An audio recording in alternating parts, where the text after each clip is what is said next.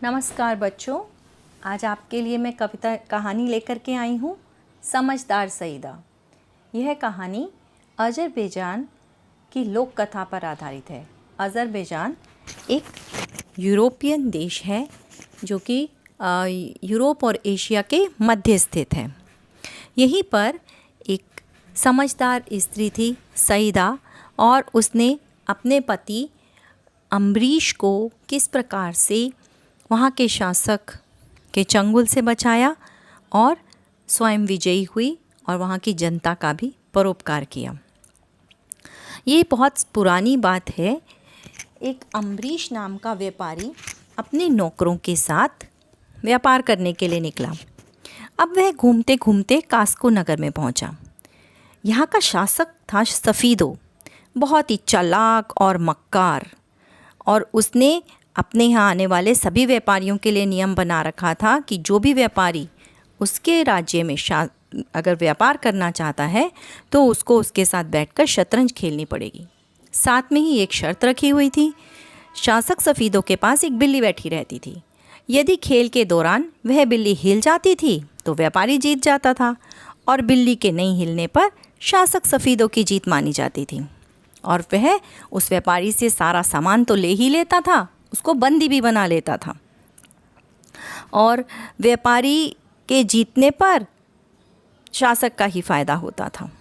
अब अम्बरीश जब वहाँ पर पहुँचा तो उसको भी शर्त के अनुसार उसके साथ शतरंज खेलनी पड़ी, और खेल 2 दिन तक चलता रहा। वहाँ से बिल्ली नहीं हिली तो सफ़ीदों ने अम्बरीश का सारा सामान ले लिया और उसे बंदी बना लिया। अब अम्बरीश का नौकर तकरीबन महीने भर बाद सईदा के पास पहुंचा। सईदा अम्बरीश की पत्नी थी।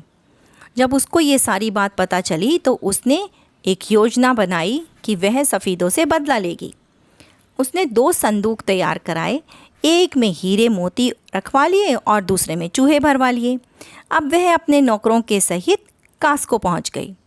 अब शासक सफ़ीदों ने जब उसको बुलाया तो उसने सफ़ीदों को हीरे जवाहरात से भरा हुआ थाल भेंट कर दिया, परंतु शासक ने उसके लिए शतरंज की वही शर्त रखी जो उसने सब लोगों के साथ रखता था, और सईदा ने उसकी शर्त के लिए पहले से तैयार थी। उसने उसकी शर्त मानी और शतरंज के लिए बैठ गई। जब सईदा उसके साथ शतरंज खेल रही थी तो सईदा के नौकर ने बड़ी चालाकी से एक चूहे को छोड़ दिया संदूक में से निकालकर। तो बिल्ली ने जब चूहे को देखा तो उसके मुंह से पानी आ गया और उसके जीभ से लार टपकने लगी। अब खेल चलता रहा और तकरीबन 10 मिनट के पश्चात नौकर ने 8-10 चूहे कमरे में और छोड़ दिए। बिल्ली को बर्दाश्त नहीं हुआ और उसने झट से छलांग लगाई और उन्हें खाने को दौड़ी। अब जैसे ही बिल्ली कूदी, सईदा एकदम से खड़ी हो गई और उसने बोला, शासक सफ़ीदों, अब तुम हार चुके हो। सेवकों, इन्हें बंदी बना लो। सईदा के इतना कहने के साथ ही वहाँ के जो नौकर थे वो खुद भी शासक सफ़ीदों के अत्याचारों से बहुत परेशान थे। तो वहाँ के सैनिकों ने उसको बंदी बना लिया और हथकड़ियाँ पहनाई और कारावास में डाल दिया। शर्त के अनुसार सईदा कास्को की नई शासिका बन गई, परंतु उसने वहाँ पर शासन नहीं किया। उसने अपने पति अम्बरीश को मुक्त करवाया और कास्को के जो शासक था सफ़ीदों, उसके बेटे अमन को वहाँ का शासक बना दिया।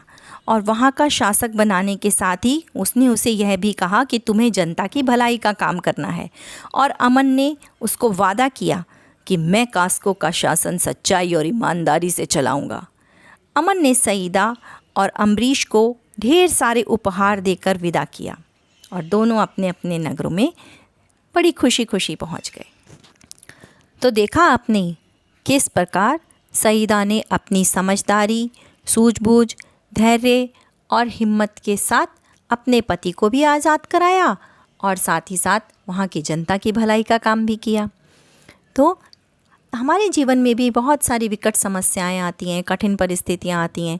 उनसे कभी भी घबराना नहीं चाहिए, उनका सामना करना चाहिए और उनका सामना परिस्थितियों से कभी भी हारे नहीं, बल्कि उनका डट कर सामना करें। उम्मीद करती हूँ आपको ये कहानी बहुत अच्छी लगी होगी।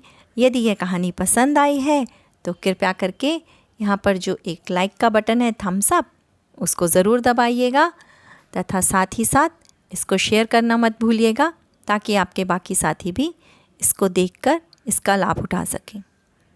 बहुत बहुत धन्यवाद।